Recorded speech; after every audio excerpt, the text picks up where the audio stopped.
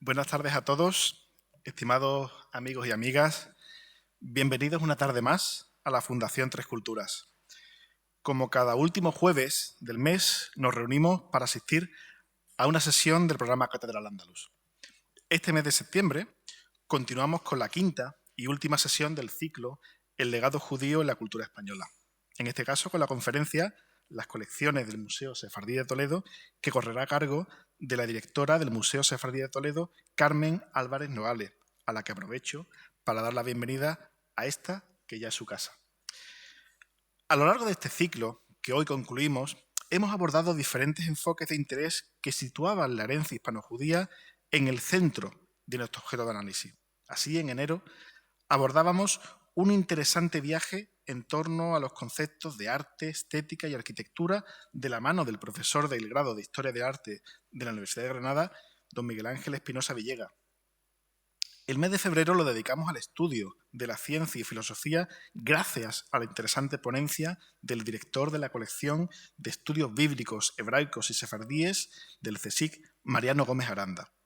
La profesora titular de Lengua y Literatura Hebrea de la Universidad Complutense de Madrid, Guadalupe Seijas, nos permitió indagar en el conocimiento de los principales referentes de la literatura hispano-hebrea allá por el mes de abril. Y por último, durante el mes de mayo, gracias al profesor titular de Estudios Hebreos en la Universidad de Granada, José Martínez Delgado, nos adentramos en el estudio de la vida cotidiana de la judería en Al-Ándalus.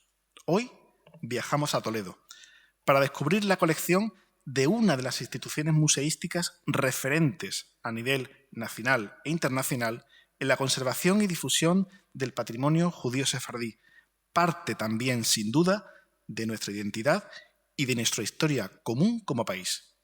¿Qué mejor colofón este para dar por concluidas las actividades que a lo largo del mes de septiembre, como cada año, hemos puesto a disposición de nuestro público en el marco del programa Sefarad en Tres Culturas y que comenzábamos allá por el pasado 4 de septiembre con la conmemoración de las Jornadas Europeas de la Cultura Judía, cuya temática este año estaban dedicadas al concepto de renacer, concepto este entretejido en muchos aspectos de la vida y de la práctica judías, como lo es en el sentido de la recuperación del pasado. Sin más, deseando que disfruten de la disertación de nuestra ponente, doña Carmen Álvarez, aprovecho para emplazarles a la inauguración del nuevo ciclo de Cátedra Al-Ándalus que dedicaremos, en este caso, al milenario de la edición de una de las obras cumbres de la literatura andalusí, de nuestra literatura, El collar de la paloma, obra del polígrafo cordobés Ibn Hassan. Será el 25 de octubre, de la mano del profesor de la Universidad de Almería, Jorge Lirola, y como siempre, en Tres Culturas. Bienvenidos y bienvenidas de nuevo, y disfruten de la historia y del patrimonio. Gracias de nuevo por su presencia. Natalia, cuando quieras. Muy buenas tardes, bienvenida Carmen. Como ha mencionado Antonio, sabe que ella es la directora del Museo Sefardí de Toledo, que como saben está ubicado en la sinagoga de Samuel Aleví, un personaje muy interesante, del que espero que la directora nos pueda también decir algunas palabras, porque está precisamente... Creo, ¿se me oye ahora? Murió aquí en Sevilla, en prisión, en las Reales Atarazanas, y el museo se encuentra también ahora mismo en un momento bastante interesante porque es un momento de reforma y transformación del que también nos va a hablar la directora.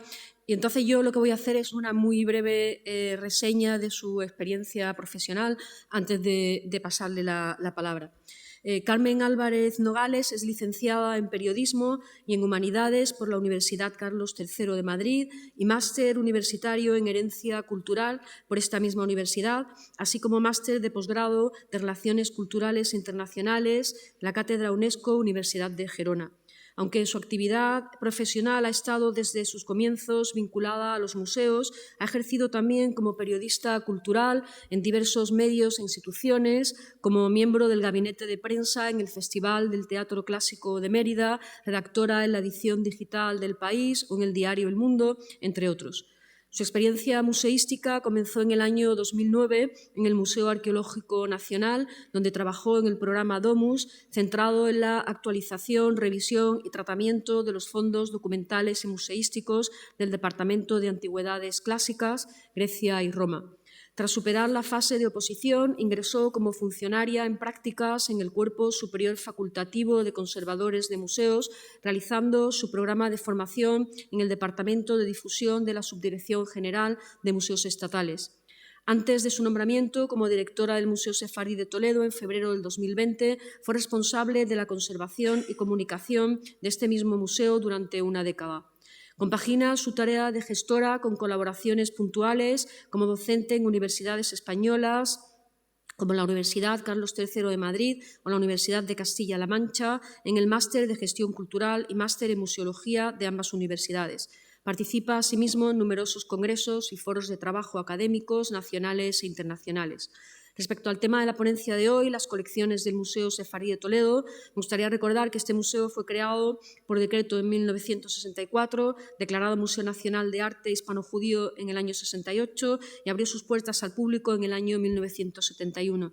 Son varias las mejoras que se han ido efectuando a lo largo de los años, en los cuales se ha ido perfilando su cometido hasta la actualidad. En ese sentido, me gustaría mencionar unas palabras de la propia directora en cuanto a este cometido y a su trascendencia. Y cito: «Nuestra misión como museo está clara y consiste en desvelar y proyectar el legado hispano-judío y sefardí, preservarlo y darlo a conocer. La importancia del mismo, su contribución y desarrollo como base de uno de nuestros objetivos principales, la integración del patrimonio hispano-judío y sefardí en el patrimonio histórico-cultural de España».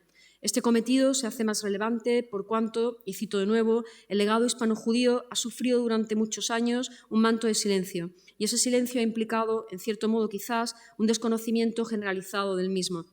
También del mensaje de cuán importante ha sido la aportación a la cultura cristiana occidental europea de todo este legado intercultural que supuso el judaísmo andalusí y del Mediterráneo. Como comentaba al principio, el Museo Sefardí de Toledo se encuentra en estos momentos en una fase de transformación y actualización que sin duda contribuirá a impulsar el impacto y la trascendencia de esta institución que, como todos saben, es un museo en un monumento. Sin más, cedo la palabra a Carmen Álvarez, agradeciéndole en nombre de la Fundación Tres Culturas que esté esta tarde con nosotros y recordándoles que la ponencia tendrá una duración aproximada de 1 hora, tras la cual abriremos el turno de preguntas para el público. Muchas gracias.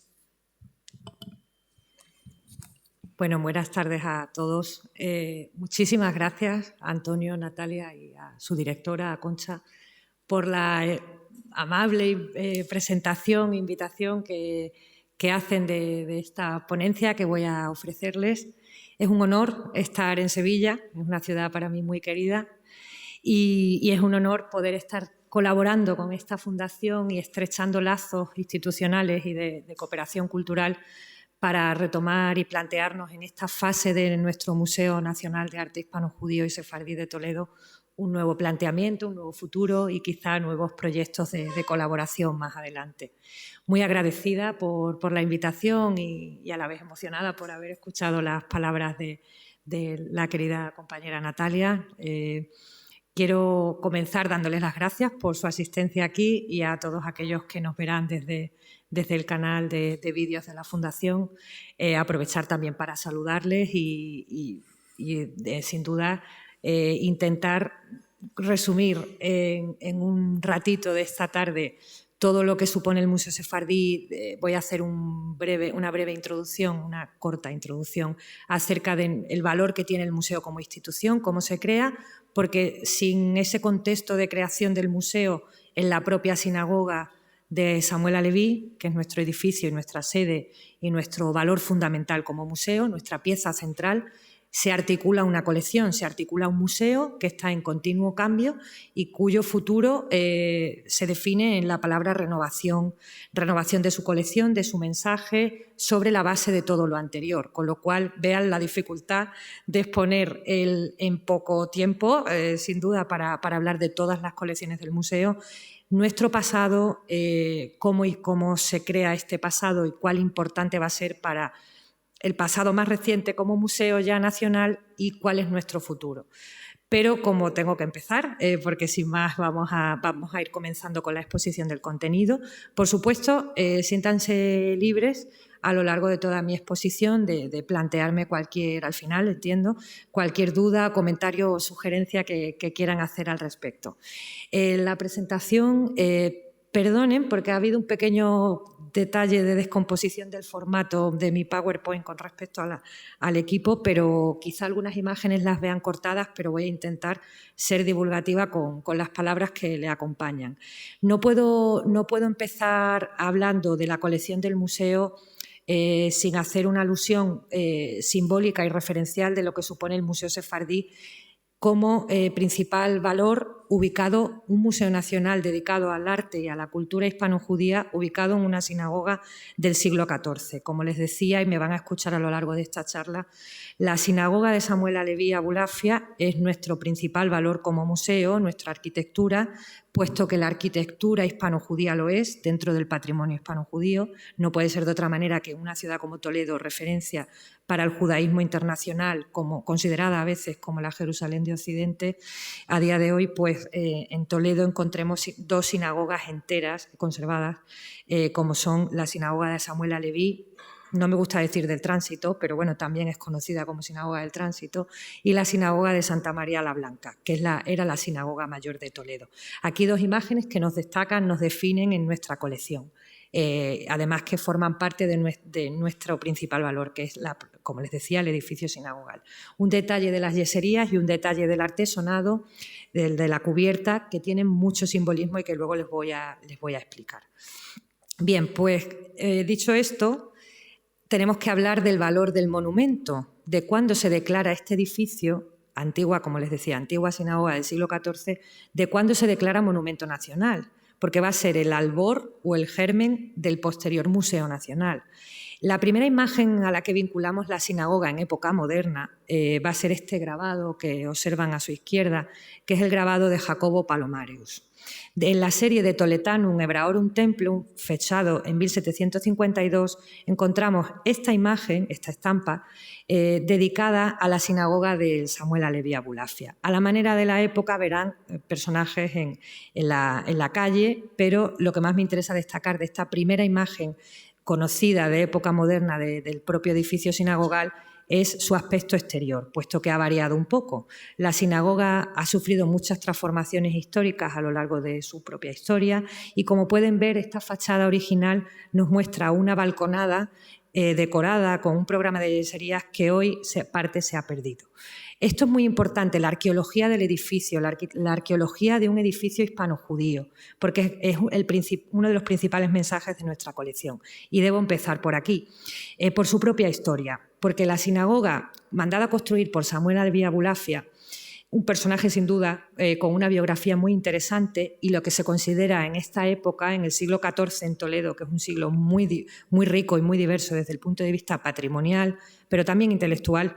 Sin duda la sinagoga fue mandada a crear por este personaje, como les decía, que es uno de los judíos de corte. Si es que las familias judías no tenían linajes como tales, la figura de Samuel Aleví, ya estudiada por diversos especialistas, y luego les mencionaré un poco más sobre su vida, sin duda la conexión que tiene el personaje en la corte del rey Pedro I va a marcar el contexto de poder crear edificios tan ricos desde el punto de vista artístico y tan singulares desde el punto de vista del patrimonio que hoy conservamos como patrimonio hispano-judío. Pero antes de hablar, que eso les va a interesar mucho, lo voy a dedicar más en la parte central, antes de hablar de la propia descripción de la sinagoga, quiero mencionarles un poco cuándo se declara monumento nacional. Voy a hacer un salto muy alto en el tiempo y vamos a irnos al siglo XIX, a la desamortización. Con la desamortización, este edificio que estaba desde el siglo XV hasta el siglo XVII fue orden del archivo de la Orden de Caballeros Calatravos, de una orden militar cristiana que ocupa el edificio gracias al amparo de los Reyes Católicos, lo convierte en su archivo y durante mucho tiempo funciona como archivo de esta orden militar y como iglesia. Esto es curiosísimo, pero esto es la historia de España y del propio patrimonio nacional. En ciudades como Córdoba, Sevilla o Toledo, mezquitas que se convierten en iglesias, sinagogas que se convierten en iglesias, es sin duda una constante a lo largo de los siglos, una vez realizado el edicto final de expulsión de la comunidad judía de la península ibérica. Pues bien, centrándonos en el contexto del valor del edificio, va a ser muy importante la desamortización porque en ese momento, en las comisiones provinciales de monumentos, sinagogas, antiguas sinagogas, mezquitas, se declaran monumento nacional. El valor de considerarlo parte del patrimonio nacional nos va a dar el punto de partida para que este edificio se intervenga, se restaure, se conserve, en una palabra, y pueda ser puesto en valor al público, a la sociedad. Y en este sentido, encontramos con una colección de fotografía. La fotografía en nuestro museo es muy importante. Los archivos y el fondo fotográfico nos dan muchas claves sobre cuál ha sido la historia de nuestra propia institución. Y aquí observamos que conservamos parte de este archivo de fotografía en blanco y negro de la colección Gómez Moreno, que se conserva en el Instituto del Patrimonio Cultural de España. Las primeras fotografías asociadas al edificio nos dan el valor que tiene por dentro, en el sentido de se declara monumento nacional y se empieza a poner en valor. Los primeros intelectuales, historiadores del arte que describen al edificio lo consideran ya un espacio exótico. Lo mencionan como con su decoración. Rodrigo Amador de los Ríos, en sus descripciones del Toledo pintoresco y monumental, lo menciona como un espacio con elementos exóticos, pero convertido en iglesia del tránsito. De ahí que desde el siglo XIX en adelante, este edificio ya en la descripción, en la documentación moderna, se conserve como sinagoga del tránsito. Esto va a ser importante tenerlo en cuenta porque un siglo posterior, en el siglo XX, la figura del Marqués de la Vega Inclán, Benigno Vega Inclán, que va a ser muy importante para ciudades como Toledo y Sevilla, porque va a ser comisario regio de turismo con Alfonso XIII y va a restaurar barrios enteros como el barrio de Santa Cruz de Sevilla y el barrio de la Judería de Toledo. Benigno Vega Inclán, el Marqués de la Vega Inclán, como patronato, es decir, benefactor de este monumento, es el propietario y lo pone en valor. Empieza la primera gran restauración del edificio.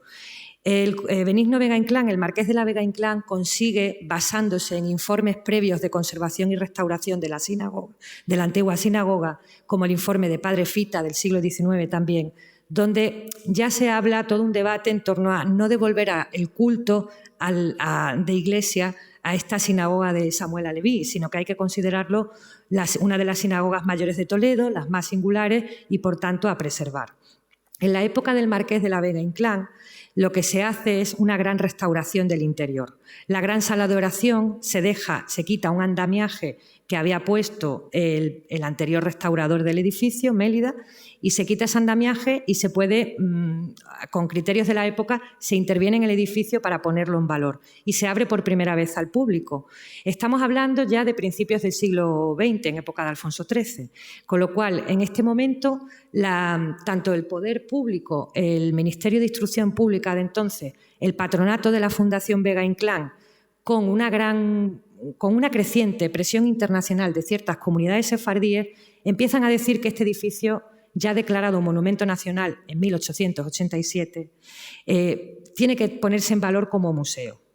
Y es cuando se empieza a hablar de crear un museo en Toledo, nacional de arte hispano-judío y sefardí, en esa época de elementos orientalistas, se define así en la documentación, pero que sea, en definitiva, un museo en la ciudad de Toledo que recoja parte del pasado judío ubicado en una antigua sinagoga. Las fotografías son muy curiosas, yo las muestro en la presentación porque lo que quiero es que vean que hay una fotografía histórica asociada al edificio disponible para consulta en blanco y negro que muestra muy bien la evolución de nuestra sinagoga en época ya moderna. Vamos a tener que esperar hasta los años 40 para crear o empezar a hablar sobre el papel del Gran Museo Nacional de Arte Hispano-Judío y Sefardí y Centro de Estudios Hebraicos. Y aquí se da un contexto donde se definen varios hechos. En primer lugar, cuando la sinagoga pasa a ser parte ya oficialmente propiedad del Estado, porque la Fundación Vega Inclán lo que hace es donarla al Estado, estamos hablando de los años 60, se nutre, ya es propiedad del Estado. Se empieza a hablar del Gran Museo Nacional que necesita, en realidad en España, que se necesita en España para dedicárselo al pasado hispano-judío. Pero se mezcla con años anteriores, donde en la universidad y el mundo académico, los primeros hebraístas que surgen en España hablan de una necesidad de crear un sitio, un lugar físico, un museo que recoja el pasado hispano-judío. Las primeras adquisiciones que tiene el museo, las primeras piezas que llegan a la sinagoga de Samuel Aleví para crearse como museo son un conjunto de lápidas funerarias hebreas del Museo Arqueológico de Toledo. Aquí las pueden ver en esta foto. Esta foto tiene sentido porque en las distintas fases del edificio, ya les he dicho que se declara Monumento Nacional en 1887, el marqués de la Vega Inclán recoge el testigo de esa desamortización del edificio, forma parte de su fundación privada, pero lo pone en valor, lo restaura, y ya en época del siglo XX, entre los años 40 y 60, los primeros hebraístas, que además son los primeros directores del museo como monumento, y tengo que mencionarles, Federico Pérez Castro y Francisco Cantera, son dos grandes hebraístas de este país que lo que hacen desde la investigación, desde el hebraísmo y desde el estudio, es albergar y empezar a crear la idea de Museo Nacional. Como les digo, el contexto es años 40-60. No va a ser oficialmente hasta el 11 de abril de 1964 cuando se recoja el decreto fundacional en época franquista de la creación del Museo Nacional de Arte Hispano-Judío Sefardí y Centro de Estudios Hebraicos, que es como se denomina oficialmente al museo y que eran las primeras intenciones de crear un gran centro nacional donde el Centro de Estudios Hebraicos del Instituto Arias Montano del CSIC de Madrid tuviera una filial en Toledo dedicada al estudio del patrimonio hispano-judío. Pero claro, el patrimonio hispano-judío, además de las sinagogas que son evidentes, muestras evidentes de este pasado, cuenta con poca cultura material desde la época. Hablo de la época de contexto de creación de esta sinagoga. Fundamentalmente son el conjunto de lápidas e inscripciones hebraicas lo que se empieza a estudiar junto con las propias sinagogas, con lo cual la obra de Cantera Burgos y de Federico Pérez Castro, el primer director del museo, va a ser fundamental para estudiar el pasado judío desde el punto de vista arqueológico y patrimonial. La presión internacional de las comunidades sefardíes también va a ayudar a crear el museo de manera oficial. El gran rabino de Rumanía, entre otros, se recoge en la documentación sobre el museo, sobre la historia del museo, recoge en unos escritos, en una correspondencia, la gran necesidad que tiene España de contar con un gran centro dedicado al patrimonio hispano-judío y por qué no ubicarlo en la Sinagoga del Tránsito de Toledo. Esta documentación está recogida en una publicación no muy antigua, se puede encontrar en la página web del Ministerio de Cultura y la escribió, la investigó el antiguo director del museo, Santiago Palomero, que fue mi predecesor y al cual también quiero rendir un sincero homenaje en esta tarde, junto con Ana María López Álvarez, la primera directora ya de época moderna del museo. Con la labor de Cantera Pérez Castro, Ana María, una gran hebraísta del momento de los años 60 y 70, primera directora del museo en época moderna, ya empieza a hablar de una colección. El museo se ha creado oficialmente en los años 60 y hay que montar una exposición, hay que montar una colección en torno a la sinagoga. La sinagoga es la principal pieza, la sinagoga de Samuel Aleví es la principal pieza, es nuestro contexto, Toledo, la judería de Toledo, pero en torno a eso hay que crear una gran colección nacional que pueda atestiguar el pasado hispano-judío desde el punto de vista del patrimonio material e inmaterial. Y se empieza a trabajar en el museo. Y aquí, en mi homenaje, la foto que se hizo en 2005 en el patio norte del museo del primer equipo del Museo Sefardí, del conocido Museo Sefardí a día de hoy. También los hebraístas que les he mencionado antes, es decir, no existe ningún museo sin un mensaje científico detrás. Las piezas hablan por sí solas, pero hay que hilar un relato en torno a ellas donde aquí interviene el mundo académico y científico. Para la creación del museo, en ese contexto entre los años 40 y 60, fundamental el apoyo del comité científico que crea el museo en acompañamiento al equipo técnico. A Ana María y a Santiago, como les decía, se le suman en esta fotografía, que la verdad es que es bastante bonita, de una cena que tuvieron los primeros hebraístas en Madrid, donde aparece Elena Romero, muy joven, que probablemente haya estado aquí en alguna ocasión, su marido, Jacob Hassan, Sáez Vadillos, entre otros personajes. Esta fotografía forma parte del archivo fotográfico del museo, que es una parte muy importante de nuestra colección. Sin corpus científico no hay museo. Y el corpus científico se vale del museo para también divulgar su actividad académica, con lo cual es un contexto, los años 40, 60 y 70, o sea, un periodo bastante amplio de tiempo, pero que progresivamente se va afianzando la idea de estudiar el patrimonio hispano-judío y ponerlo en valor. Durante muchos siglos olvidado o no entendido o poco estudiado, porque los hebraístas eran una minoría dentro del mundo académico y el patrimonio hispano-judío era muy sectorizado en diversas disciplinas como la arqueología, la numismática. Son hallazgos muy puntuales de la cultura material en la presencia judía en la península en época romana, visigoda, que contamos en el museo a día de hoy, pero es muy difícil, en una palabra, para que me entiendan, encontrar piezas propiamente judías, con identificación desde el punto de vista arqueológico, me refiero.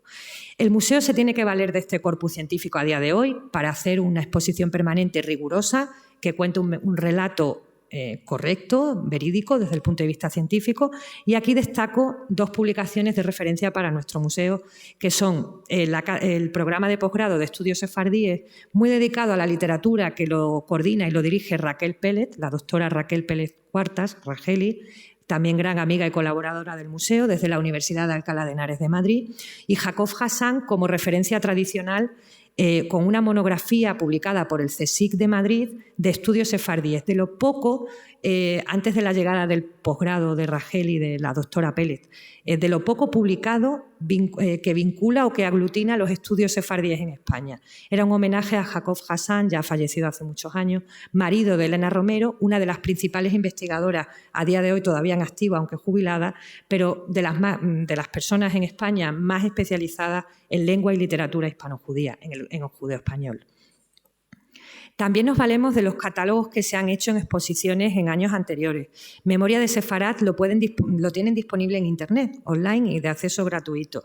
Esto fue muy importante para la historia moderna del museo, la historia de los últimos años, me refiero. Memoria de Sefarat es un catálogo de una exposición temporal donde no solo piezas del Museo Sefardí de Toledo, sino piezas de colecciones particulares y piezas europeas vienen a Toledo en una gran exposición temporal física que se hizo en 2002 y que fue patrocinada por la Sociedad Estatal de Acción Cultural Exterior, la SEACES. Lo tienen disponible en Internet y seguramente les sea muy interesante para conocer el patrimonio hispano-judío desde un punto de vista muy global, la vida cotidiana desde el punto de vista de enterramientos, baños públicos, edificios sinagogales, vida cotidiana y vida doméstica también. Y les recomiendo encarecidamente que le puedan echar un vistazo, al igual que en la vida judía en Sefarat, que lo pueden encontrar disponible en nuestra biblioteca, o la guía del museo, la propia guía del museo, que se encuentra disponible también a la venta en nuestra página web. Para hablar de la primera colección del museo, la colección fundacional, ya hemos visto que como en la sinagoga se va revalorizando su sentido, bueno, con la declaración de Monumento Nacional es el punto de partida para empezar a conformar la colección.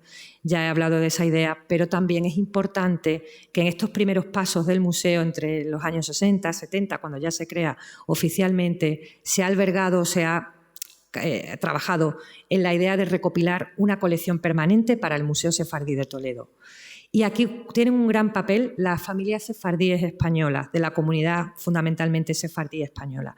Proceden muchas de ellas del norte de África, de Marruecos, vamos, en una palabra, de Tánger, de Tetuán, fundamentalmente son focos de, como saben, porque seguro que son seguidores de nuestro tema, son focos del mundo sefardí en el norte de África. Y estas familias, los Emergui, los Chocrón, los Benchaya, los Bensadón, muy ligadas al museo desde sus inicios, gracias también al papel que jugó la Asociación de Amigos del Museo, donan voluntariamente parte de su colección particular, familiar, de objetos rituales, objetos destinados a la liturgia, en la sinagoga, objetos familiares, como puede ser esta ketubá, de origen italiano, que es un contrato matrimonial, este sofer o sofar, el cuerno litúrgico que se toca en Yom Kippur o este gombaiz o chaqueta al estilo bereber de una familia sefardí de Marruecos.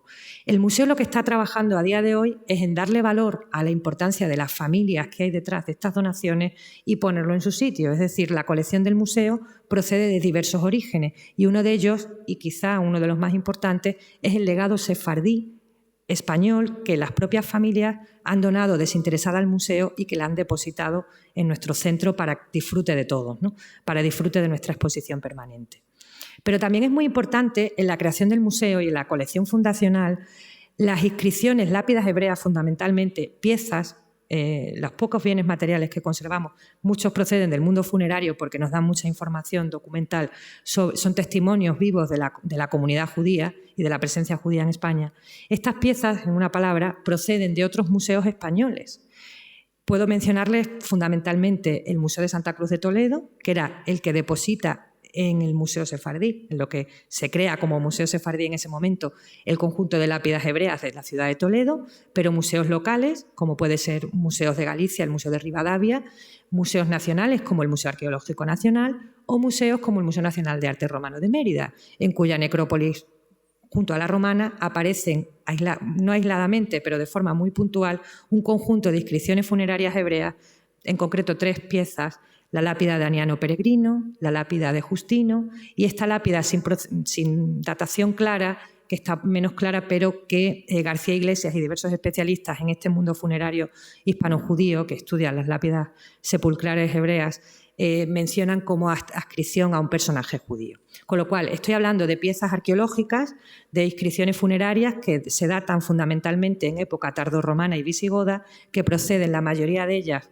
hay escasos testimonios, pero del Museo Nacional de Arte Romano de Mérida y del Museo Arqueológico Nacional.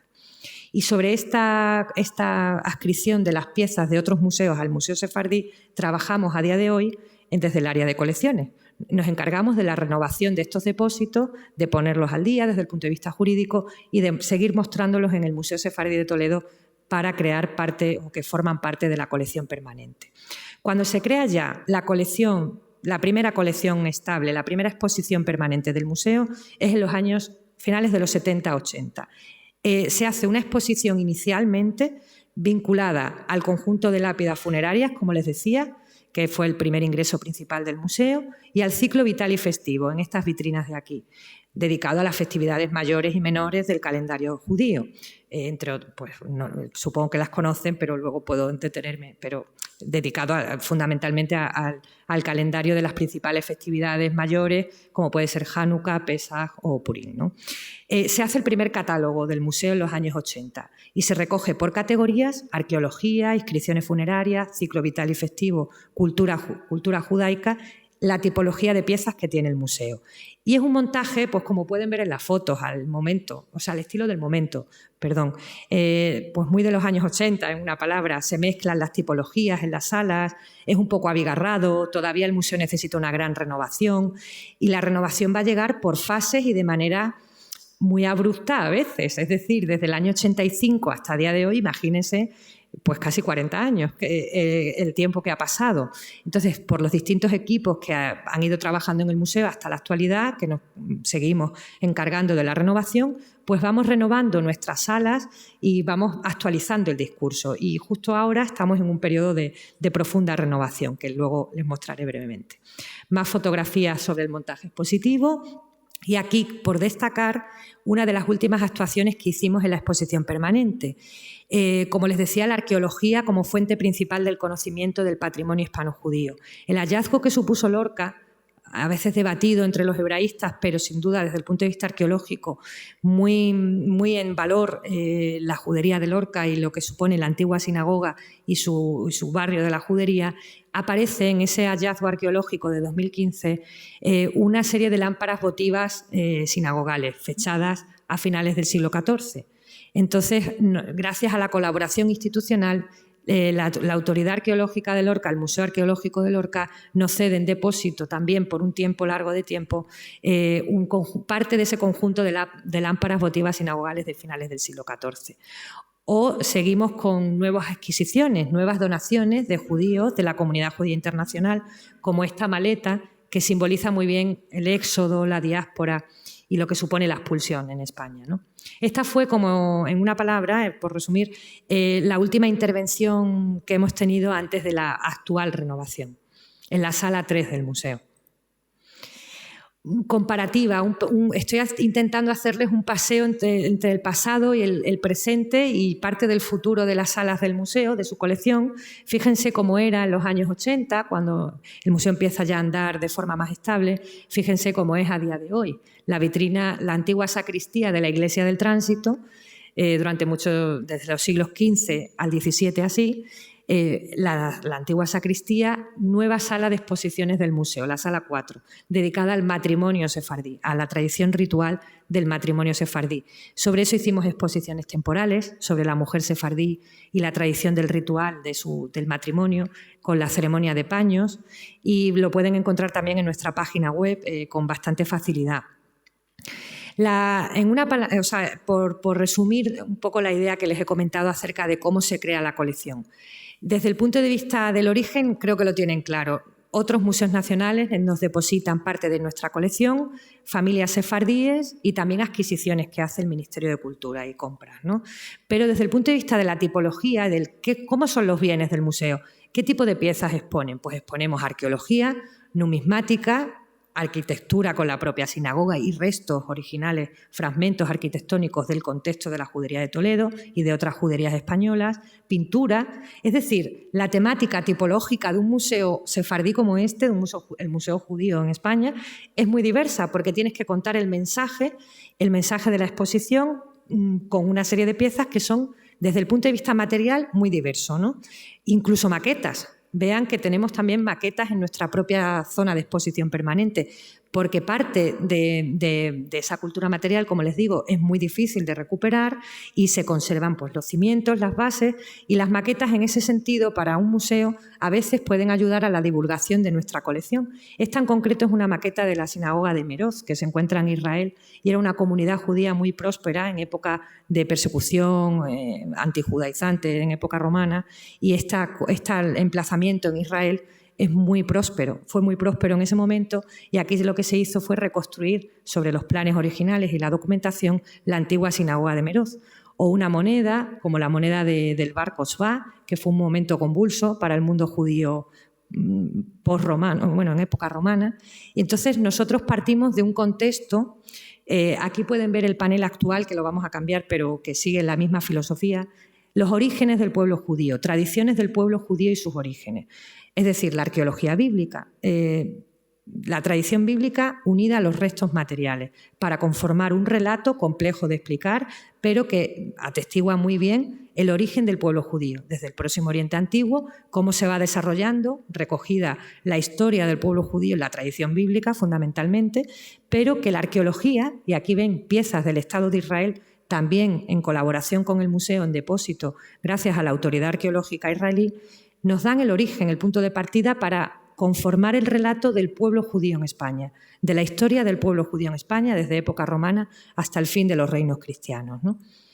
La tipología material también es de metales nobles, es decir, la parte más judaica de la colección, la parte litúrgica, la parte ritual de la colección dedicada a las festividades judías fundamentalmente y a la identidad judía religiosa, pues como pueden ver es de metales nobles, preciosos, muchas de ellas donadas, pero otras compradas por el Estado. Esta la destacaré porque es una Megilá de Esther de mucho valor artístico, también así lo atestiguan los congresos en donde la hemos presentado en los museos judíos europeos, y comprada por el Ministerio de Cultura hace bastantes años.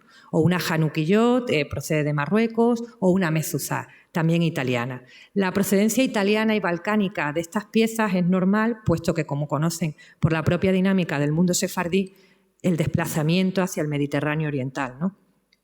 Perdonen si no pueden ver bien los títulos, pero realmente espero que puedan entender bien el mensaje en cuanto a variedad tipológica de la colección del museo. Bueno, pues nuestra principal pieza, y además esta es original porque muchas piezas que tenemos son buenas reproducciones o facsímiles, pero esta en concreto, esta pieza arqueológica, es original. Fue adquirida por el Ministerio de Cultura en los años 70 a una familia de Tarragona y fue hallada en la judería de Tarragona. Es la pileta trilingüe.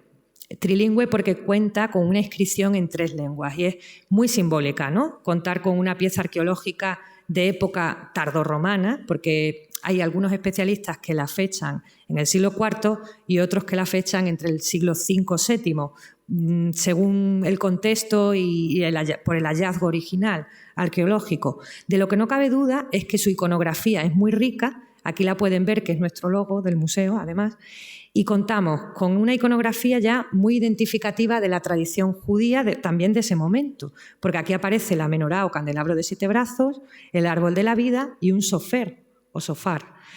Esta iconografía algunos autores la vinculan a la fiesta del Lulav, que es una fiesta típicamente del calendario judío, y destaca arqueológicamente por su triple inscripción, en griego, en hebreo, por supuesto, y en latín. Todas ellas, el hebreo dice así, la inscripción está estudiada y está publicada en nuestro catálogo: paz sobre Israel y sobre nuestros hijos, sobre nosotros y sobre nuestros hijos, dice la inscripción.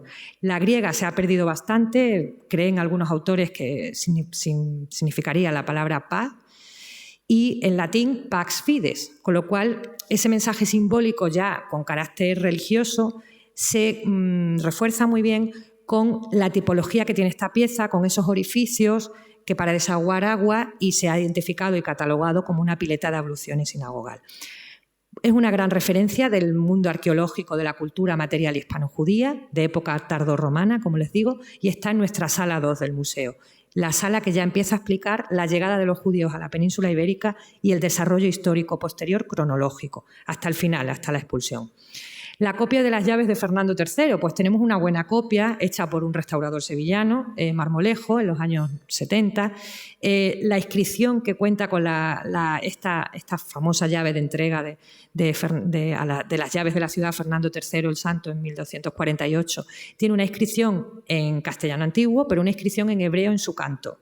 Rey de los reyes abrirá, rey de la tierra entrará, dice la inscripción en hebreo. Simbólica para Sevilla y para Toledo también, puesto que como gran museo nacional dedicado a contar la historia de las comunidades judías en Al-Ándalus y posteriores reinos cristianos, el papel que juegan los judíos en el proceso de reconquista va a ser singular e importante, puesto que están vinculados, como se puede atestiguar en piezas como esta, al proceso de reconquista cristiana de las ciudades, como puede ser la ciudad de Sevilla, ¿no? Y otra tipología de pieza, pintura del romanticismo, pintura del siglo XIX, un autor conocido, Pablo Gonzalvo, que reproduce fielmente la atmósfera del edificio sinagogal, de la sinagoga de Samuel Aleví, nuestra sede, cuando fue iglesia, y con elementos cristianos añadidos como este arcosolio y la sillería del coro en el antiguo muro occidental. En realidad estoy mostrándoles simplemente la colección desde el punto de vista de la tipología, y me he olvidado de una de las bases o pilares fundamentales de la colección del museo, que es la biblioteca. La biblioteca se adquiere en época del Marqués de la Vega Inclán, pero también se va progresivamente enriqueciendo y creciendo, ¿no? La compra de buenos facsímiles va a ser muy importante para nosotros y para contar desde el punto de vista documental y bibliográfico esa historia judía en España, y como sabrán, las Agadot o Biblias iluminadas medievales son una fuente de conocimiento de primer orden, no solo por su documentación, porque son las primeras traducciones de las Biblias al hebreo, al castellano y viceversa, sino que son de los pocos elementos documentales y gran parte de las referencias patrimoniales que tenemos del momento, es decir, entre los siglos XII al XIV se editan y se empiezan a publicar las primeras Biblias hebreas en España, gracias a ese proyecto tan singular como fue la Escuela de Traductores de Toledo, que no era una escuela física, sino que era un proyecto mucho más complejo y más ambicioso, más allá de traducción de la herencia clásica tardorromana en el mundo medieval, donde pasaron las minorías pero enriquecedoras, judías y islámicas, árabes,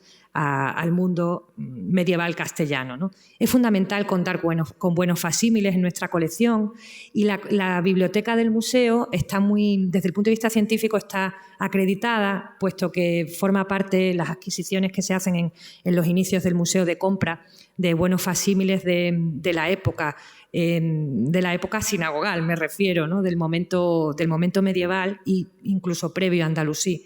En una palabra, contamos con ejemplares, reproducciones, facsímiles de la Guía de los Perplejos de Maimónides, tratados de medicina, comentarios rabínicos, y les voy a poner un pequeño vídeo divulgativo sobre la colección del museo de la biblioteca, porque lo consideramos parte de la colección del Museo Sefardí.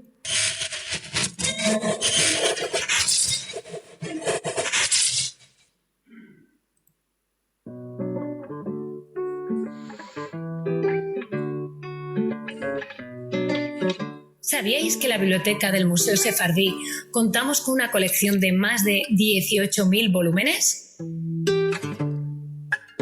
Entre sus ejemplares podemos encontrar monografías, publicaciones periódicas y materiales especiales, como postales, folletos o CDs.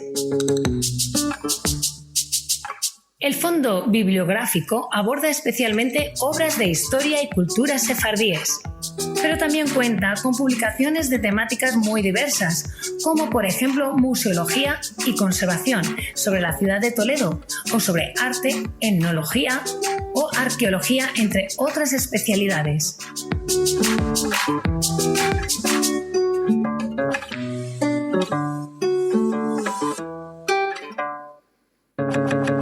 Actualmente, debido a las obras de acondicionamiento de los espacios internos del museo, la biblioteca está situada temporalmente en otro edificio de la ciudad, en el Hospital Tavera, concretamente en los espacios del Archivo Histórico de la Nobleza.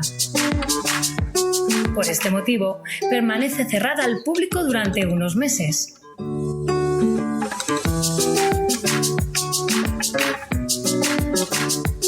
Mientras tanto, aprovechamos esta coyuntura para seguir trabajando y poner a punto nuestra colección, registrando, sellando, catalogando, tejuelando y ordenando nuestros queridos ejemplares. En la biblioteca catalogamos las obras distinguiendo entre fondo moderno, para todos aquellos libros posteriores a 1958, y fondo antiguo. Este último conserva joyas en distintos idiomas como hebreo, ladino, francés, castellano, siendo la pieza más antigua registrada un compendio de manuscritos en hebreo del siglo XIV. También cabe destacar obras como la Enciclopedia de Recuerdos y Bellezas de España, con láminas y litografías del siglo XIX.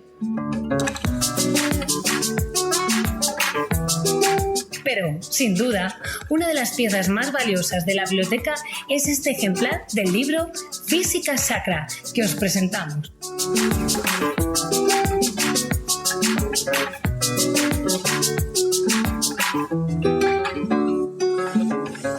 Tal y como podemos ver en su número de registro, constituyó el origen de la colección bibliográfica del museo, la Biblioteca de Estudios Hebraicos. El fondo hebraico estaba compuesto por una serie de obras adquiridas por el Marqués de la Vega Inclán entre los años 1911 y 1968, durante las primeras etapas de la vida del museo, por entonces llamado Museo de Arte Mudéjar. El fondo fue completado a lo largo de los años gracias a la labor de María Elena Gómez Moreno, Federico García Castro o Ana María López Álvarez, entre otros, y actualmente sigue en crecimiento a partir de diversas compras y donaciones. Gracias a esta labor de investigación y conservación, tenemos la suerte hoy de contar con una biblioteca en la que poder sumergirnos en diversas épocas, conocimientos e historias, ya sea desde nuestro alojamiento temporal del Hospital de Tavera o en nuestro futuro hogar, en el edificio del Museo Sefardí, donde os esperamos con los brazos abiertos como siempre hemos hecho.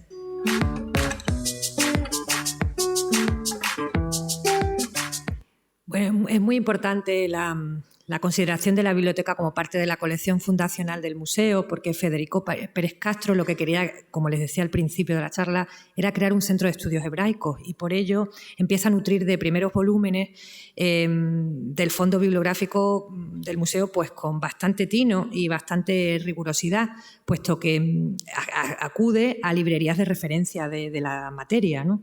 La librería Tuerqui de Jerusalén, por ejemplo, y aparece catalogada nuestro fondo antiguo, nuestras adquisiciones, en uno de los catálogos de Israel, de la Biblioteca Nacional de Israel, pues más prestigiosos dedicados a temas sefardíes. ¿Por qué? Pues porque recopilamos en nuestra biblioteca fondos, ediciones facsímiles, la mayoría de ellas, pero crónicas de viajes como Benjamín de Tudela, Yehuda Leví, que es un poeta judío del siglo XIV bastante estudiado, que tiene un poemario acerca de temas amorosos bastante bello. Poetas anteriores del siglo X, andalusíes como Moshe y Ferra, la crónica de Al-Jarisi de viajes, que describe por primera vez las sinagogas de Toledo del siglo XII, es decir, de catalogación próxima al original, son facsímiles de volúmenes de referencia del mundo sefardí, ¿no? Desde ese punto de vista. Tratados de gramática, de cálculo, escritos por autores judíos del momento, evidentemente, y también comentarios rabínicos, como el de Shlomo Ben Adret, un libro de preguntas y respuestas que es una de las principales referencias también de ese momento. Las ediciones están datadas o fechadas entre los siglos XVI y XIX. Y como les decía, pues se adquieren con criterios científicos y técnicos, y para nosotros forma parte ya de ese fondo antiguo que hemos puesto en valor junto con la adquisición de estos facsímiles que la encuentran en exposición.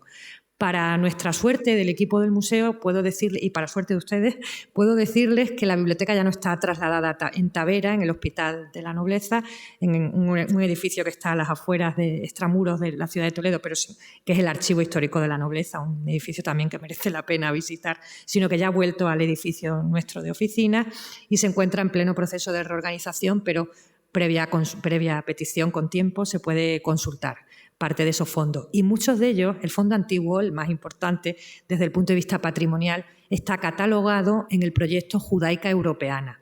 Y nosotros en nuestra página web, en el apartado colecciones, le dedicamos el enlace directo para que puedan acceder a consultar parte de nuestro fondo, del fondo antiguo, ¿no?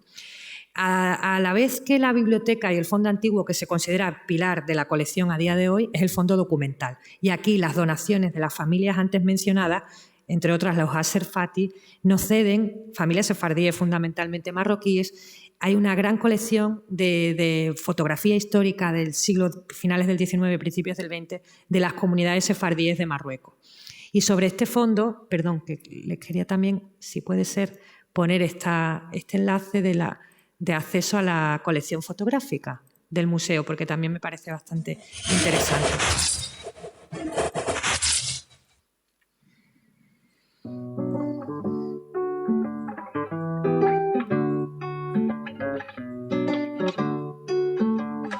Dentro de las colecciones que el Museo Sefardí conserva, hoy queremos destacar el archivo fotográfico. Nunca antes expuesto y de gran valor documental. La colección se compone de unas 1.200 imágenes de diversas temáticas en varios soportes. Por un lado, contamos con fotografías que documentan la propia historia del museo. Gracias a ellas, podemos conocer procesos de restauración,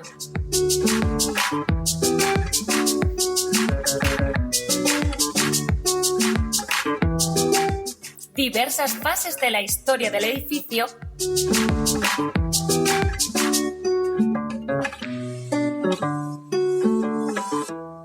o incluso las primeras actividades culturales documentadas, como este concierto de la cantante Sofía Noel en la Gran Sala de Oración, celebrado en 1957. Otro grupo importante de imágenes son las que muestran la faceta más inmaterial de la cultura sefardí: la vida de las ciudades, sus costumbres o celebraciones. Contamos con imágenes que nos llevan a juderías españolas y otros enclaves más lejanos, como la ciudad de Tetuán, donde surgió una importante comunidad sefardí que aún existe, con un número de miembros, por desgracia, cada vez más reducido. Son los integrantes de estas comunidades judías de Tetuán o Ceuta los que protagonizan buena parte de estos fondos. La mayor parte de las fotografías fueron adquiridas gracias a donaciones de familias sefardíes, que generosamente quisieron ceder su patrimonio más personal. De este modo, momentos de la esfera privada han pasado a ser piezas de museo que ilustran una cultura y sus tradiciones, transmitidas de generación en generación. Esta fotografía, de 1870, una de las más antiguas del fondo, es un buen ejemplo de ello.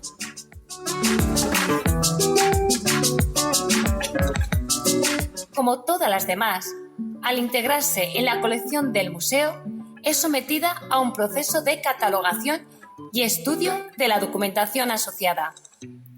También se analiza su estado de conservación, en anverso y reverso, para observar cualquier detalle que pudiera aportarnos información adicional a la pieza.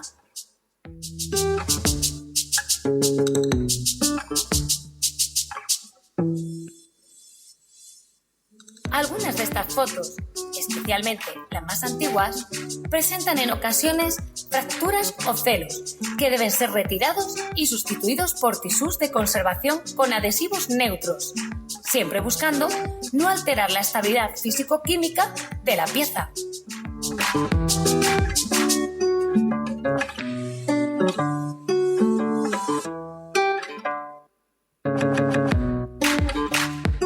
Para asegurarnos de su preservación, cada foto se incluye dentro de un sobre a medida, en el que se anota el número de inventario de la pieza.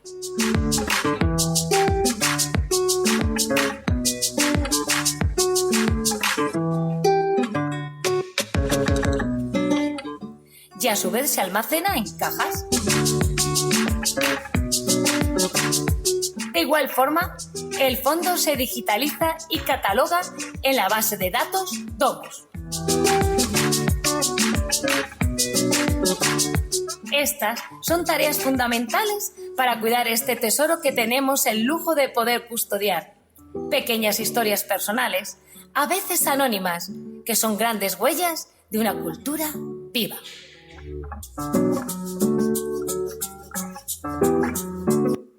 Me gusta haberles mostrado este vídeo porque además ilustra muy bien qué se hace con el trabajo con las colecciones, la preservación, cómo se trabaja la preservación de toda una colección que también es sensible desde el punto de vista de material, puesto que son donaciones muy antiguas, como les decía, de los orígenes del museo, tanto los fondos bibliográficos como los documentales, y el Departamento de Restauración, nuestra compañera Raquel Lozano, pues trabaja todo el programa de conservación preventiva con ayuda y apoyo de otras áreas técnicas del museo y también del Ministerio, pero sin duda es un trabajo muy importante el que estamos realizando ahora, porque la catalogación está hecha por los equipos anteriores, pero hay que reorganizar estos fondos, van creciendo, nunca son estáticos, se van adquiriendo nuevas piezas a la colección y es un trabajo también que a veces no se ve y digno de mostrar, ¿no? Para que entiendan un poco mejor cuál es el papel de un museo en este caso, ¿no?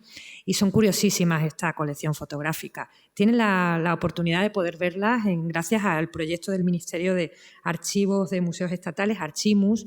Han dedicado un apartado al Museo Sefardí vinculando al archivo de la colección de fotografía histórica del museo, que ahí encuentran por áreas temáticas sinagoga, por un lado, historia de la sinagoga, familias sefardíes. Por categorías van a poder encontrar el archivo fotográfico del museo histórico y es bastante interesante de ver y les emplazo a que lo vean. Y comenzaba al principio diciendo que me tenía que centrar en la sinagoga como pieza de referencia, como la base de nuestra colección, como nuestro principal valor, porque así lo es la sinagoga de Samuel Aleví Abulafia. Estas en un aspecto fotografías actuales de nuestra gran sala de oración, que también va a renovarse desde el punto de vista de la museología y de la iluminación, necesita un plan de intervención de su conservación, está muy desactualizado. La última vez que se restaura el monumento, el edificio, es a principios del año 2000, con lo cual ya va siendo hora, y así se lo he pedido en diversas ocasiones como responsable y todo el equipo del museo al Ministerio, de que encontremos el momento para poder intervenir en el edificio y ponerlo al día como se merece, puesto que la sinagoga de Samuel Alevi Abulafia pues, es nuestra principal referencia cultural. Por su epigrafía, fundamentalmente, ha sido estudiada por los anteriores directores del museo, por Pérez Castro, ya les sonarán los nombres, Pérez Castro, Ana María López Álvarez, Cantera, también por autores más modernos. Y hay uno que quiero destacar porque colabora con el museo y parte de su trabajo es digno de destacar y porque ha estudiado a fondo las sinagogas de Córdoba y de Toledo. Es un doctor de la Universidad de Granada que se centra en el arte y la simbología del edificio, y su tesis está vinculada al arte y la simbología de la sinagoga de Samuel Alevi, o el llama del tránsito. O sea, yo estoy intentando evadir todo el rato esa contraposición entre los elementos cristianos y judíos en Toledo, pero evidentemente no se puede negar que la sinagoga durante mucho tiempo se conocía como sinagoga del tránsito, y lo curioso de su uso evolutivo como iglesia posterior, ¿no? Vuelvo a la descripción general de nuestro edificio. Les puedo mencionar a grandes rasgos que esta teoría del profesor Muñoz Garrido, que colabora además con los cursos de verano del museo y con distintos proyectos académicos, lo que hace es traducir el edificio por la placa fundacional, que está en hebreo y que está muy perdida. Lo siento, pero no les he puesto fotos, justo está al otro lado, en el propio Ejal, pero la pueden ver en nuestra propia página web. En la placa fundacional nos dan datos principales, una placa fundacional de creación del edificio. Y es curiosísimo cómo Samuel Alevi Abulafia le dedica, como era tesorero de la corte del rey Pedro I, pues era una figura intrínsecamente relacionada al monarca, con lo cual él le dedica le agradece en la propia placa fundacional la posibilidad a este Amelech don Pedro, al rey don Pedro, que le define en la propia placa como magna águila de enormes alas. Es curiosísima la traducción y muy bonita. Gracias a esa relación tan singular que tuvieron de estrecha cercanía a la corte de Samuel, de la familia Alevi Abulafia, con el monarca, pues le da las gracias, en una palabra, de haberle hecho benefactor de este edificio. Es un edificio sinagogal, les recuerdo, sinagoga privada, en teoría, de la familia Alevi Abulafia, pero que Pilar León Tello, una gran historiadora de los judíos en España, que también les recomiendo, por supuesto, define que en la documentación estudia que de la familia Alevi pasa a la comunidad judía toledana años más tarde. La fecha de su creación está en debate por los distintos especialistas. Sin duda está entre 1357 y 1362, porque Samuel, que como les digo fue diplomático de corte, oidor de la audiencia, embajador, de hecho fue uno de los principales artífices del Tratado de Évora, o sea, iba a misiones diplomáticas y era allegado del monarca como recaudador de impuestos también y como gran tesorero de la corte. Le venía de familia porque su padre, Meir Alevi Abulafia, también mencionado en la inscripción fundacional, que es la que nos da todo el contexto y los datos principales del edificio, pues también estaba vinculado a los duques de Alburquerque. Era una familia, si bien no era noble, porque los judíos no se podían considerar oficialmente como nobles, sí que utilizan los edificios privados, en este caso originariamente privados como esta sinagoga, para, a través de la iconografía heráldica. Es curioso cómo este edificio ha sido así interpretado, ¿no? Cómo aparecen la flor de lis con el escudo de armas de Castilla, como, según este doctor Muñoz Garrido y otros especialistas, lo vinculan a que la familia Alevi Abulafia, propietarios del edificio, pero con el amparo del monarca, son judíos de corte, en una palabra. O sea, se inventan, en una palabra, un linaje que no existía oficialmente, pero que sí que las familias judías más relevantes, existían familias judías bastante relevantes en ese momento, desde el siglo X hasta el siglo XIV. Todos esos siglos son siglos de gran riqueza y de legado cultural hispano-judío, desde diversos puntos de vista, también desde la política, como le pasó a Samuel. Samuel cae en desgracia, de hecho muere aquí, muere, como decía antes Natalia, en las Reales Atarazanas, ¿no? Y fue porque los problemas ya antijudaizantes que ya... algunos autores denominan pogroms, pero se considera la crisis antijudía entre los 1360 y 1390 ya va a ser cada vez más frecuente en ciudades como Sevilla, al principio Toledo, y Samuel Alevi Abulafia muere ejecutado en la hoguera, castigado por el propio monarca en el año 1362. Entonces, vuelvo a la idea de la creación del edificio. ¿Cuándo se crea la sinagoga? Exactamente no lo sabemos. Se ha traducido el año hebreo o la posible interpretación, que como saben el calendario hebreo no tiene nada que ver con el cristiano, y aparece un 5000, no me quiero equivocar en el dato, pero 5200, está perdido el siglo, con lo cual Cantera, Burgos, uno de los principales referencias, los fecha en el 1357 y otros autores posteriores, Cecil Roth, entre otras, lo fecha en 1362. Y el debate está en, no pudo ser porque si Samuel muere en Sevilla en 1361, ¿cuándo va a crear el edificio, ¿no? Entonces, la teoría más extendida puede ser la de 1357 al 60, como fecha de construcción. En base a eso, lo que hace Samuel es traerse a los mejores artesanos para construir este edificio. Samuel emplea la familia Leví Abulafia, emplea la moda del momento, en una palabra, y la moda era mudéjar, así conocido tradicionalmente el arte por los historiadores del arte más tradicionales, que hoy deriva en el ámbito académico al término andalusí, pero que en Toledo es lo normal, encontrar iglesias con el estilo árabe del momento, y aquí lo pueden ver en la propia disposición geométrica de los elementos. No existe un arte judío como tal del momento, existen sinagogas que emplean la moda del momento, y la moda del momento en los Reales Alcázares, en el programa nazarí de la corte de la Alhambra y en Toledo, era esta moda, la moda andalusí. La riqueza de elementos para nosotros también es muy importante, un símbolo de, por lo menos, de relaciones interculturales en el arte, inscripciones en hebreo. Es una interpretación del libro del Génesis, son todo pasajes del Génesis en la gran sala, y aquí encuentran una alafía del Corán, es decir, en cúfico.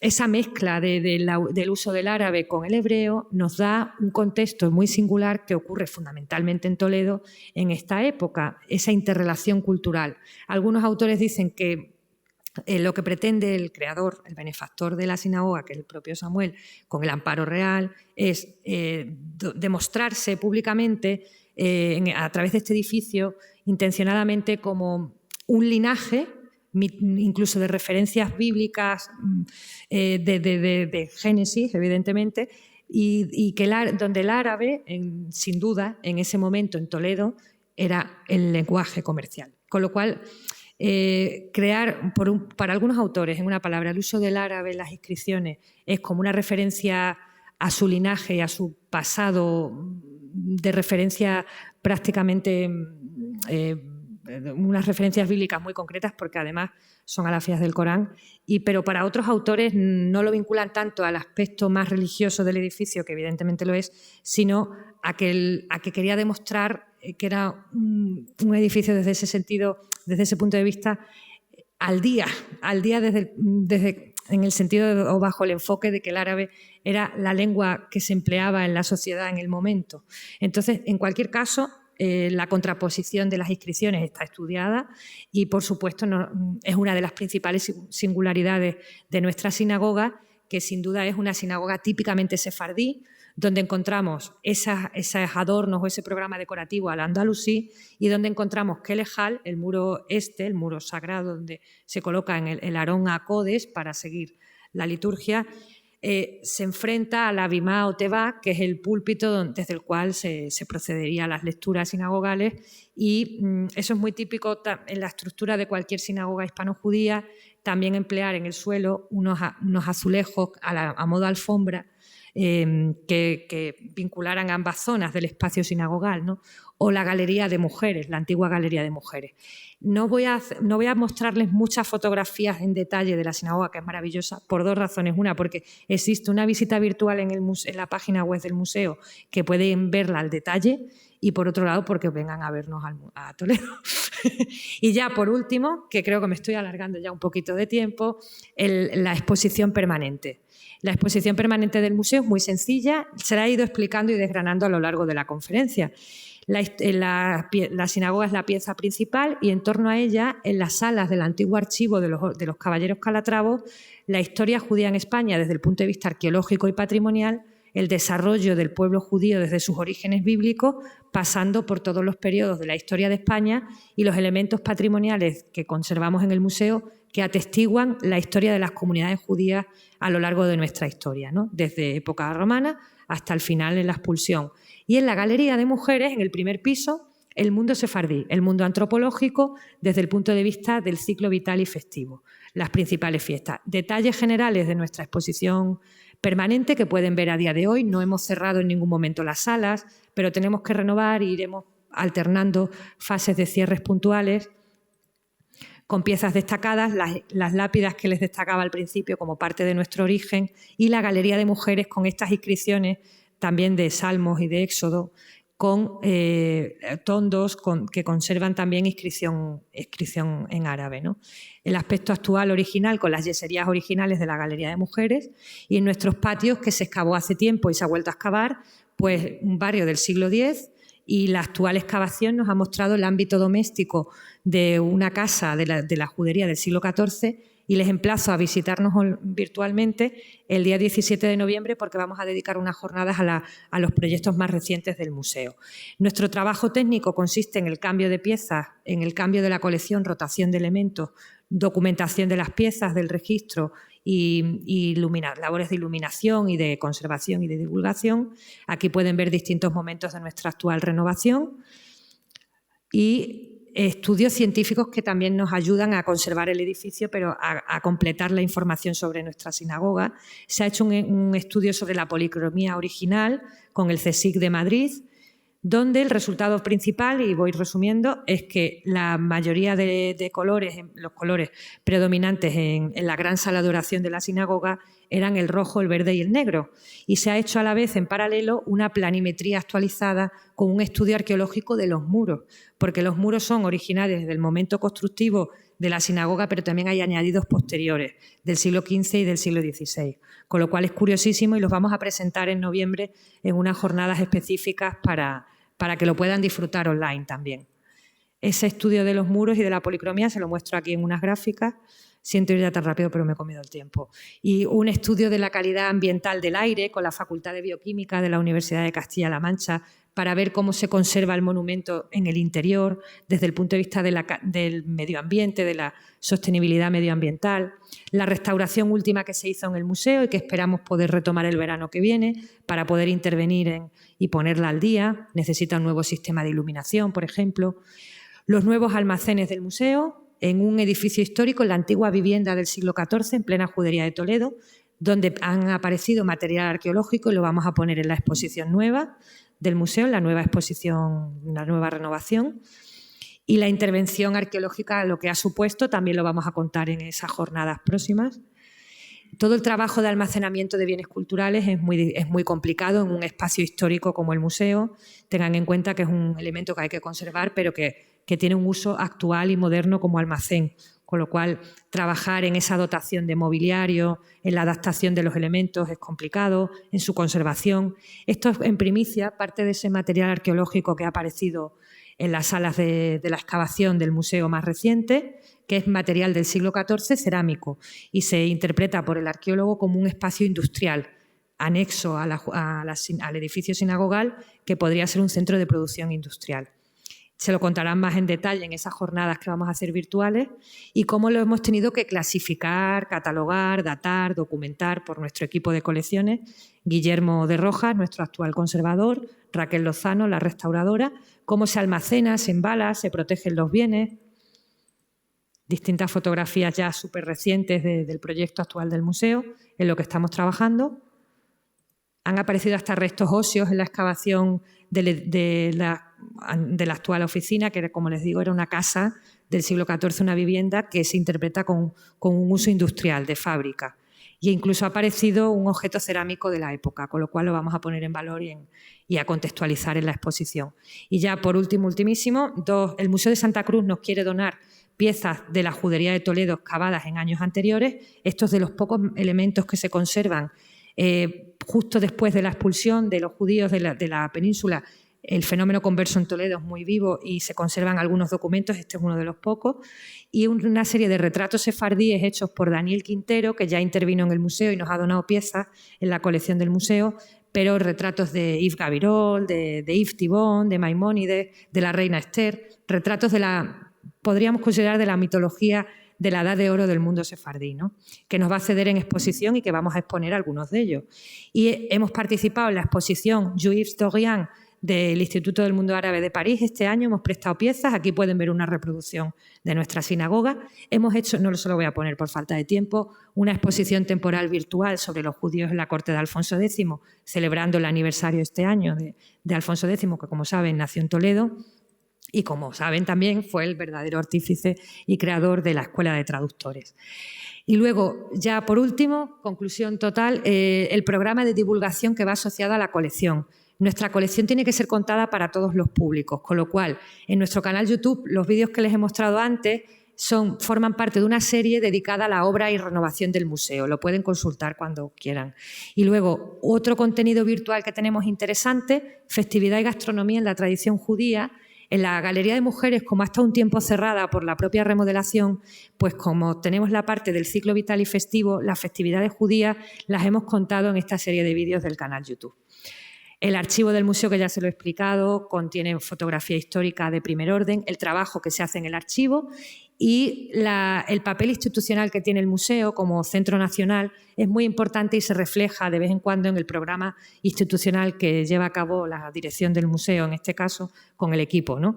Y aquí, por destacarle algo referente, este año hemos entregado los premios nacionales de Hispania Nostra dedicados al patrimonio y asistió Su Majestad la Reina Doña Sofía. Fue un gran honor recibirla en el museo, así como el presidente de Castilla-La Mancha, la alcaldesa de Toledo y el Ministerio de Cultura y la presidenta de Hispania Nostra. Fue un acto de entrega de premios, pero que el Museo Sefardí en ese sentido también cuenta con una gran referencia institucional como espacio singular para acoger proyectos culturales de cierta envergadura, ¿no?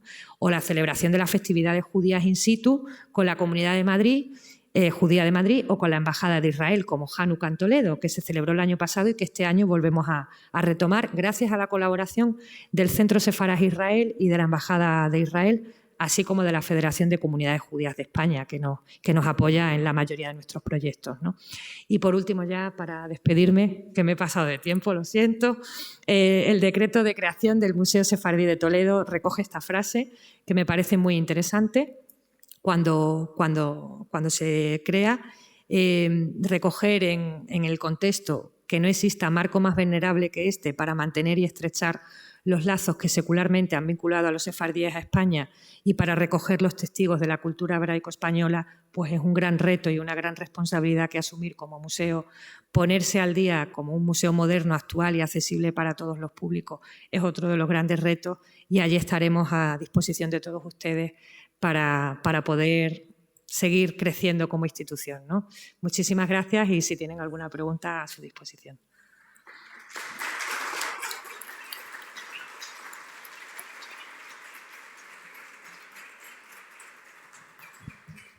Muchas gracias, Carmen, por una exposición tan exhaustiva que además muestra no solo...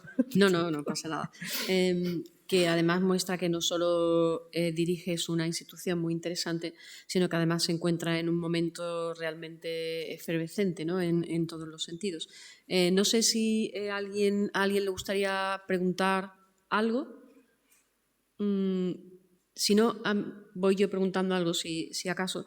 Quería preguntar, estuvo aquí, te lo comentaba antes, Sergio Vidal Álvarez del Museo Arqueológico Nacional y él dio una conferencia aquí en el ciclo de la cátedra sobre el arte, las artes del metal, en un ciclo sobre arte islámico de España, y él comentaba cómo digamos, el patrimonio material islámico que está fuera de España no es muy grande, él calculaba, ¿no?, sobre un 10%, pero sí es, digamos, lo más valioso, ¿no? Todavía se encuentra, o se encuentra para siempre, desgraciadamente, fuera de España, ¿no? Y, bueno, comentaba también la dificultad que tiene el Estado español a la hora de participar en subastas cuando son subastas fuera de nuestro territorio, básicamente por una cuestión de dinero, ¿no? de dificultad para pujar, ¿no? Quería preguntarte si este es el caso con el patrimonio sefardí, si lo más importante se encuentra fuera y si podrías ponernos algún ejemplo de alguna pieza, por ejemplo, Sergio en el caso de arte islámico contaba el grifo de Pisa que está afuera, ¿no? Un cervatillo precioso que es de Medina Zahara, que está en el Museo de Doha. No sé si hay algo así, algún equivalente. Gracias. Bueno, es también complejo. Estudiar el patrimonio hispano-judío y sefardí es complejo, primero porque abarca muchos siglos de historia, no solo se centra en la Edad de Oro, que consideramos entre los siglos X y XIV, época andalusí, época medieval, porque la integración del patrimonio hispano-judío cuando florece es en ese momento, ¿no? En ese sentido, los bienes de primer orden son las Agadot, ¿no? o las Biblias hebreas. Estas Biblias hebreas es curioso cómo están dispersas geográficamente y ninguna original se encuentra en ningún museo español de referencia, ¿no? Se encuentran fundamentalmente en colecciones particulares en España por miembros de la comunidad judía, pero que también, ojo, esto no significa que no se hayan expuesto nunca. De hecho, la Biblioteca Nacional hace ya bastantes años, pero no tanto, bueno, hace como 10 años, le dedicó una gran retrospectiva a las Biblias medievales hebreas castellanas gracias a la donación generosa de Uriel Macías, que es miembro además de los Amigos del Museo Sefardí. Desde sus inicios es gestor cultural en la Embajada de Israel y un miembro destacado de la comunidad sefardí. Os pongo este ejemplo singular para deciros que no es una falta de interés ni de voluntad, que hay mucha dispersión también, pero que voy al otro mensaje, hablar de cultura material hispano-judía es hablar de esa parte, pero también de la arqueología. Y ahí nos encontramos, según los investigadores principales, que además colaboran con el museo y editaron una publicación interesantísima sobre esto, una sefarat inventada.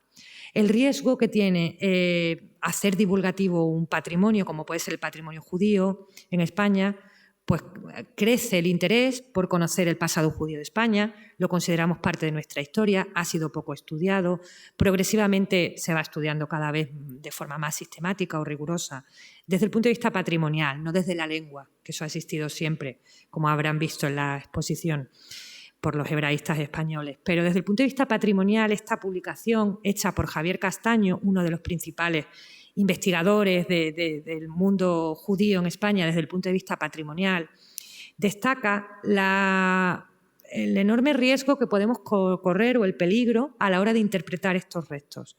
Porque no siempre que aparece en una lámpara de época visigoda, una lucerna, mejor dicho, con una menorá, tiene que ser rigurosamente judía. No sé si me explico. O sea, la inscripción de la iconografía en época visigoda a veces puede ser compleja, porque los edificios basilicales visigodos pueden encontrar parte de esta iconografía.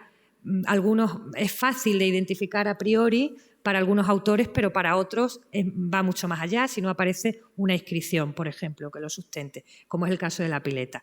En definitiva, en época visigoda, o sea, lo que es desde el punto de vista arqueológico, en época romana encontramos las necrópolis funerarias y creo que bastante bien documentadas, algunas monedas, etcétera, que nos pueden dar la pista sobre el rastreo arqueológico y sobre los bienes del patrimonio hispano-judío propiamente dicho, y están en España, están en museos nacionales y están en el Museo Sefardí.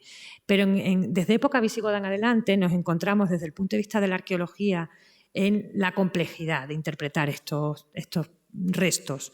Se conservan muy pocos restos atribuidos arqueológicamente a una iconografía propiamente judaica, y hacer un mapa arqueológico del pasado hispano-judío es el gran reto que distintas instituciones españolas como el Museo Arqueológico Nacional, el Sefardí, el Museo Sefardí de Toledo, centros dedicados al patrimonio hispano-judío tendríamos que hacer para no caer en el riesgo de que, gracias a que existe un turismo cultural interesado y que cada vez está más interesado en nuestro patrimonio judío, se interprete todo como judío. No sé si me explico. Es un poco complejo de entender, pero existe muy poca cultura material vinculada a lo largo de, sobre todo, como les digo, época romana, visigoda, desde el punto de vista de la interpretación de esta iconografía, ¿no?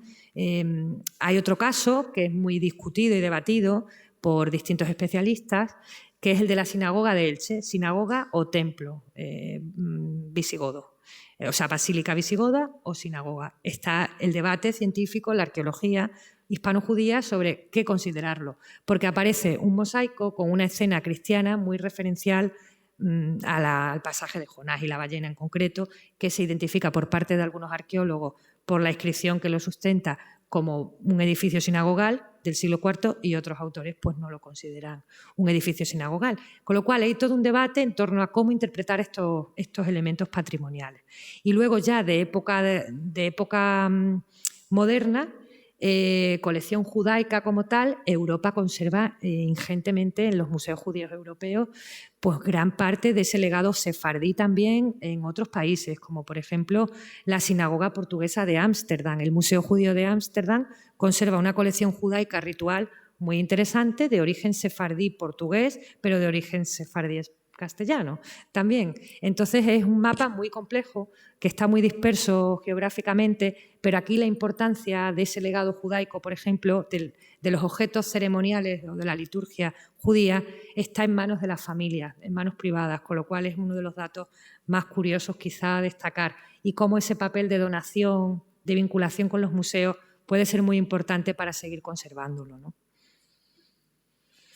Muchas gracias.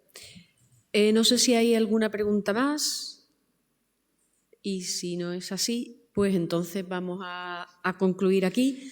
Y sí me gustaría recordarles, como decía mi compañero Antonio, que la próxima sesión tendrá lugar el martes, no en jueves, por motivos de nuestra agenda, el martes 25 de octubre, y será la primera del ciclo dedicado al collar de la paloma de Ibn Hassam. Muchísimas gracias de nuevo a Carmen Álvarez por acompañarnos hoy y muchas gracias a todos. Gracias a vosotros. Gracias. Siento si he sido un poco pesada.